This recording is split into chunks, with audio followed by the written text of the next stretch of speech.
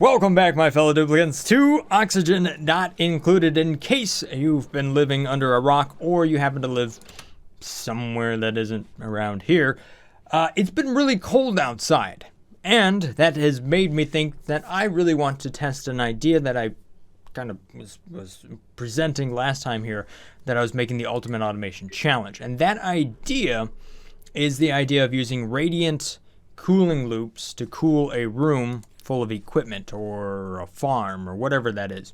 Essentially, there's this technology out there that is pretty cool or hot, whatever way you want to go. And what they do is they pass a liquid or like water or something like that through the floor, and then it radiates the heat up. Sounds fantastic. Never had it in my life. I used forced air. We just blow it around all over the place, and I'll be honest, I'm tired of being called spring police. Anyhow, that made me think that this would be a good thing to cover today. So this is essentially what I want to set up, but I want to set it up inside of our base, which is oxygen, not in cooling. Wow, I'm off to a good start today. Sorry, this week has been like a blender. All my plans just... So it's time for an experiment. All right, so here's what I got going on so far. I've got 4 polymer presses. You don't really need 4, you really only need 1, but you got 4 this time. All right, chill. I'll get back to you. But I'm going to go ahead and use 4 here just to kind of generate enough heat to where we can see things happen. Besides, we can always disable one of these. Here's the liquid loop, though. So this is just a granite pipe under granite tile. That should give us a nice thermal mass and a decent amount of thermal conductivity, allowing us to passive or radiantly, I guess, cool this entire area right here. So essentially this should end up nice and cold, and then all of the gas inside of this should then reduce its temperature, or the heat should basically go from in here out into the pipes and then run through the thermal aqua tuner, transferring its heat into whatever liquid medium I have there, which is going to be water anyhow. More! Okay. I'm like really hungry. All I can think about is food. Something besides mush bars. Sorry, I can't think. It's food time. So much better. Chicken bacon Swiss, did not see that coming. So the one thing that's missing inside of here is a way to hold a certain temperature so that we can draw out of that and then reheat it independently of how it's being used up. So we can, pipe it around wherever it's needed. So in a typical situation like this, there's going to be a tank, like a water heater or something like that. So what we need to have is one of those over here. Luckily, we do have such a liquid pipe. So, liquid reservoir. Guess we haven't fully digested that food. So there we go. This is my liquid reservoir, and what I can do here is I can run a loop through that. But what I want to do is check the temperature of that, and then do something with it depending on what I need to do. All right, so here's prototype number 1. We're just going to kind of throw down some polluted water up here, and that's going to start to fill this liquid reservoir. By the way, look at how high you can set these temperatures now. Look at that, 9,000 some degrees Celsius. So really, I'm just keeping stuff off. I just want to see how the loop works. Yeah, I made this backwards. Yeah, who thought I would do that one? There we go. Wait a minute. I said above 9,000 degrees. All right, so first things I noticed right off the bat here is that this liquid pipe I got some issues with my plumbing. So the tank here is a really good way for us to balance the temperature that's the liquid is at. So you can see right now it's at 35.9 degrees Celsius. If I were to set this to be like, okay, if this is above, let's say 20 degrees Celsius, then you can see now it's going to send that liquid over here to be cooled down. So it's going in at 35.9, but it's coming back out at 21.9. So I suppose its return as we kind of just start to work through this process here. Might want to be something like this. It's kind of doing the snake move. It's like whoop, whoop, whoop, whoop. But you can see that the temperature right now is at 12.6, so it's definitely low enough. Maybe I say if this is above, or let's say maybe this one is below 15 degrees Celsius, I start running it up. I obviously got to figure the pipes out just right, but I tell you what, before we go and do all of that, even though that's where I want to end up, we're going to cut out this middle part. All of this. So what I want to do is bring it in, but I also want to do this number here. So it has a direction. So then all of these two are going this way, that's going over and around. And what I want to say is if this is above, let's say 20 degrees Celsius, then I'm going to run it to the cooler. Okay, so the polymer press here puts out a fairly impressive amount of heat. We're talking 32.5 DTUs right there, 1,000 DTUs.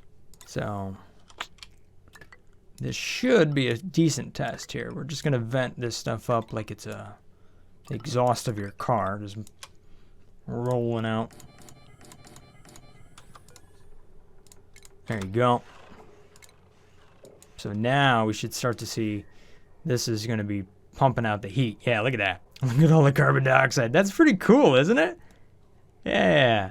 So if I did this right, the plastic here, yep, should just drop down. So what I did here is I actually flipped the polymer press. And when you do that, for whatever reason, it drops straight off the edge. So it's pretty convenient to do it just like that. It also gives off a bit of steam or hot water, so you can see the water down there is kind of a little bit warmer. So it'd help if I connected the automation wire to this guy. So now you should see that the water is going to be run over here, and we're going to see a nice cooling loop happen here. We don't need that anymore. So it's now re-entering the loop at about 17 degrees. And we should be able to see how that's going to cool down the granite that's around here. Is it going to be enough, though, to keep 4 polymer presses cold? Well, I think I found my first problem here. System is backed up. So if I reduce the amount of water in here, there we go. So there's only so much water you can keep in this thing. Alright, so it's been running for a little while. Let's see just how much heat is in here. Ooh, 72 degrees. Whoa! I had a pretty good thought, though. You know how we were doing this whole thing over here with the tank?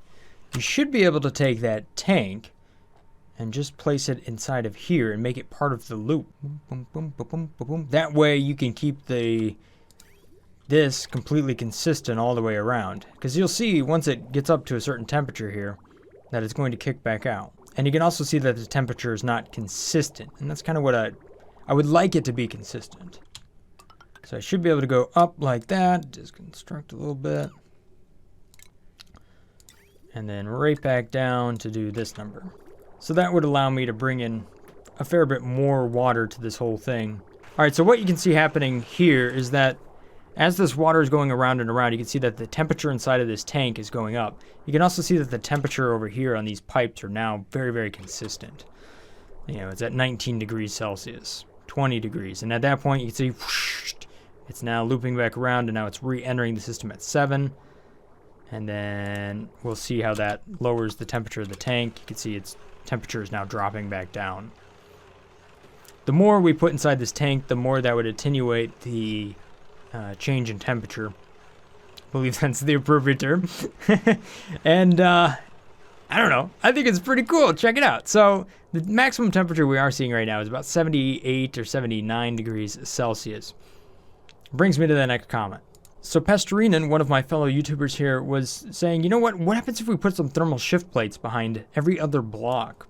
So I think that's a pretty good idea. So what we can do is we can take one of these and we can place it every other, like this, and it should provide a fair bit more thermal conductivity between what's going on in these walls and the gas that's around it. Although I did use a lot of iron right there. You could potentially use iron ore, although there's other stuff you could use. Diamond is available. I just used iron, so refined iron. That's pretty easy to get. And you can see how that has evened the temperature out. We're now down to 50-something degrees Celsius there. It made a big, big difference. Not only is that increasing the thermal mass that we have available to us, it's also increasing the thermal conductivity between everything here. But you can also see that the water over here is still not, it's not like it's constantly needing assistance, I should say. It's just running around and around, and at some point here, we're going to get above that temperature. Should see it pretty soon. There it goes. And now it's cooling the loop as well. We should see the temperature overall, and it pretty much just remains a stable temperature. In this case, about 57 degrees, which is pretty good considering we have 4 polymer presses in there just cranking away on the plastic. Oh no! We've run out of petroleum. Quick! Get out the drill!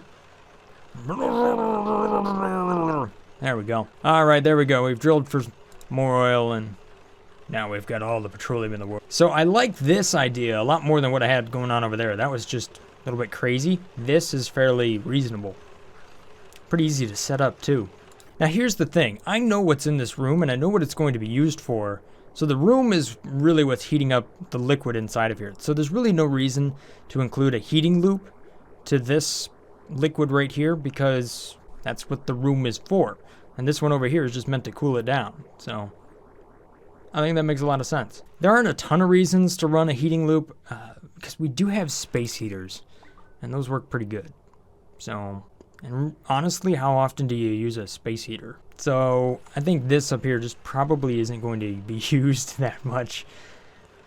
Unless, of course, you need to run water to something that requires heat and all you have is super cold water because maybe you're on a cold map. I don't know.